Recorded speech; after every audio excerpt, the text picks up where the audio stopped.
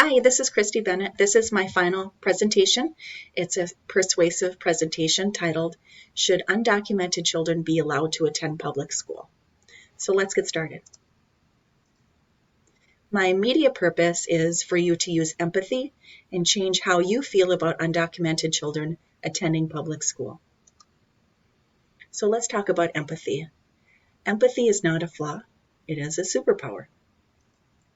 To develop empathy, you must be open to being wrong. You have to give up your sense of control. You have to be ready to learn from those who you consider below you. Underestimating diversity. When we think about children immigrating here from other countries, we usually think of Mexico. However, immigrants are coming here from the Pacific Islands, Africa, Europe, and Asia. So when they get here, imagine that children are processing traumatic events they have witnessed while being separated from their parents. They're learning a new language with a different alphabet, and they're figuring out how their new world is perceiving them. Students come here to escape danger. Children and teens see and experience things that are horrific, unimaginable to most Americans. What builds walls? Well, perception, policy, politics. So back in 1977, schools in Tyler, Texas were expelling children who didn't have U.S. birth certificates. They were expelling students who couldn't provide documents or face a $1,000 enrollment recoupment fee. So the Lopez family is a famous family, which consisted of Jose, Lydia, and their 4 children. They risked a lot to give their children an education, but they couldn't afford the $1,000 fee to keep their children in school. So a son of the Lopez family, Alfredo, was quoted as saying, "All I can remember that we were sent home one day," said Lopez 49, "and they said we couldn't come back to school." So they started a class action lawsuit with 4 other immigrant families. In 1975, the Texas legislature authorized local school districts to deny enrollment in public schools to foreign-born children who were not legally admitted to the United States. 2 years later, the Tyler Independent School District adopted a policy requiring foreign-born students to pay tuition if they were not legally admitted. So, student equality into law. The famous Plyler versus Doe case from 1982. So let's put politics aside. The judge that was appointed to the case was Judge Warren E. Burger. He was nominated by Republican Richard Nixon, and he served from 1958 to 1986. And he thought Tyler School was breaking the 14th Amendment, which stated, "No state shall deny to any person within its jurisdiction the equal protection of the laws." So he put policy into law. And it stated, "Undocumented children have the same rights to attend public school. We cannot deny admission to a student during initial enrollment. We cannot treat a student differently to determine residency. And we cannot engage in any practices to chill the right of access to school." And if you're like me, what does chill mean? It's just a fancy term for hinder. Unfortunately, Alabama recently enacted a law requiring school administrators to determine the immigration status of newly enrolling students, which in turn resulted in markedly high rates of absenteeism for Latino school children and caused much fear and confusion in schools. Supporters of the Alabama law have announced their intention to challenge Plyler itself, claiming the court implied that its rulings could change if sufficient evidence established that the enrollment of undocumented children harm the overall quality of education. But student immigrants have rights too. We cannot require parents or students to disclose their status. We cannot make inquiries to expose their status. And we cannot require a social security number. Did you know undocumented immigrants pay taxes too? Data supports this. They pay an estimated $20.1 billion in federal income taxes. They pay $8 million in Minnesota taxes per year.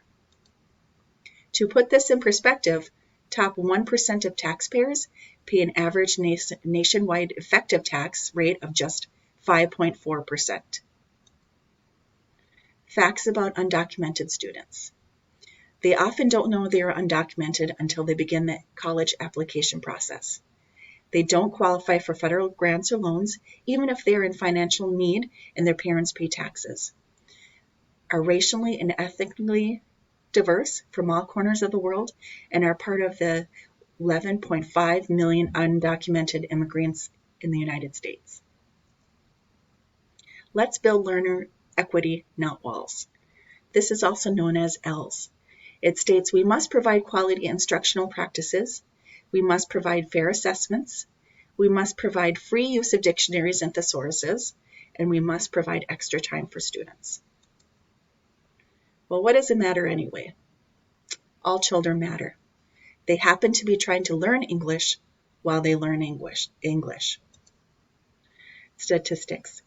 It is estimated that by 2025, 25% of students could be ELL students. What are the consequences of inequality? Well, it victimizes the innocent children. Children do not choose the conditions in which they enter the U.S. It is counterproductive for the country.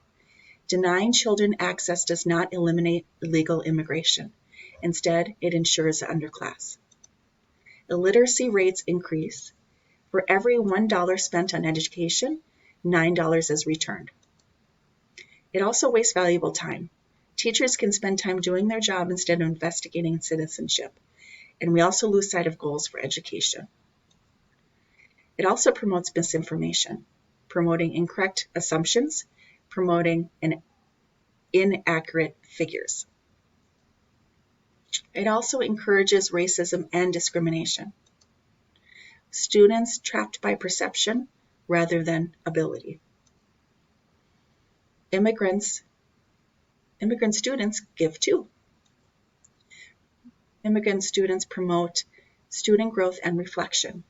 When honest, open-ended discussions about diversity occur within the classroom, teachers can facilitate productive conversation and embrace teachable moments to help promote personal growth in each student. It fosters a sense of empathy and awareness, allowing students to hear about real struggles or negative experiences dealing with race or culture will help them to understand more about the challenge some people face with diversity or lack thereof. It brings about open-mindedness and new perspectives. When a person has a respectful conversation with another person who has a very different point of view, their eyes are often open to new ideas and new thoughts.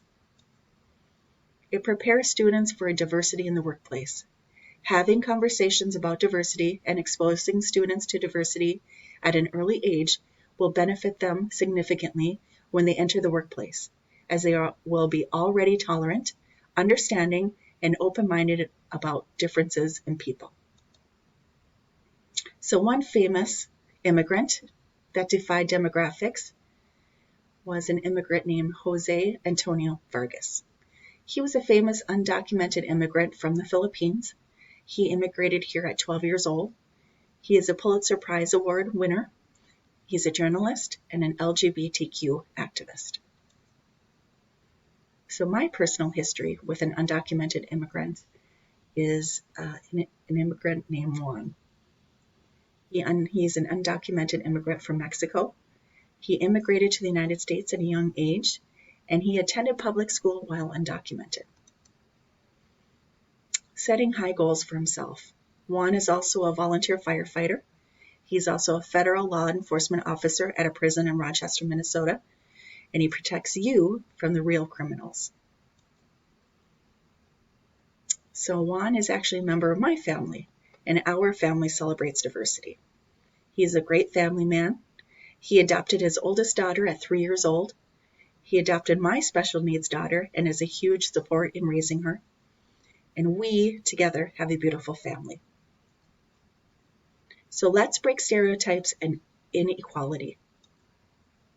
I hope you promote equality opportunity, power to children, access to education.